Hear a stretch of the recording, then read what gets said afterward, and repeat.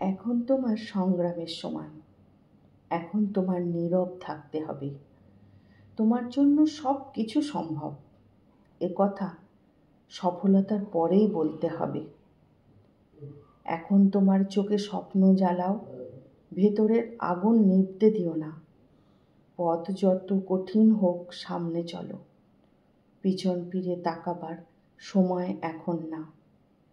হোক না রাত অন্ধকার, পথ না জানা, তবু হৃদয়ে রাখো অটুট আশা। নিজেকে হারিও না ব্যর্থতার ভিড়ে। প্রভাত আসবে, ধৈর্যের পাশে বসা।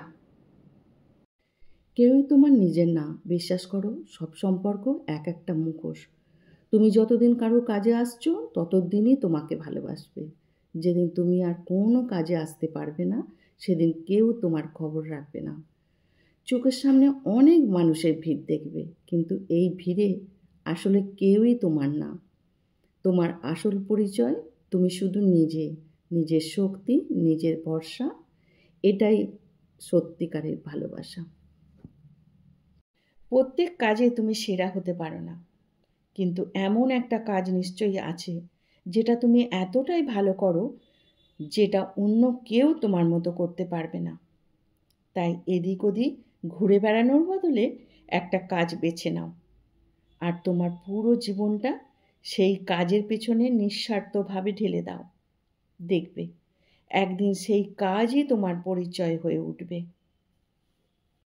প্রয়োজনের থেকে বেশি কথা বলা, প্রয়োজনের থেকে বেশি মায়া, প্রয়োজনের থেকে বেশি আশা, আর প্রয়োজনের থেকে বেশি ভরসা শেষে মানুষকে প্রয়োজনের থেকেও বেশি কষ্ট দেয়।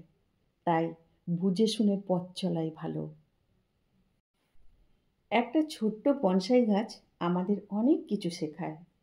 আকারে ছোট হলেও ভিতর থেকে কতটা শক্তিশালী হওয়া যায়।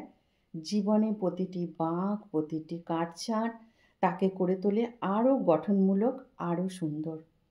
আমাদের জীবনও ঠিক তেমনি। সংঘর্ষের পরেই আসে সৌন্দর্য আর স্থিতি। কেউই তোমার নিজের না, বিশ্বাস করো। সব সম্পর্ক এক একটা মুখোশ।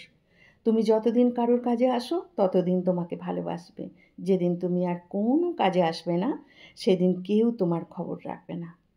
চোখের সামনে অনেক মুখ দেখছো, কিন্তু মনে রেখো এই ভিড়ে আসলে কেউই তোমার নয়।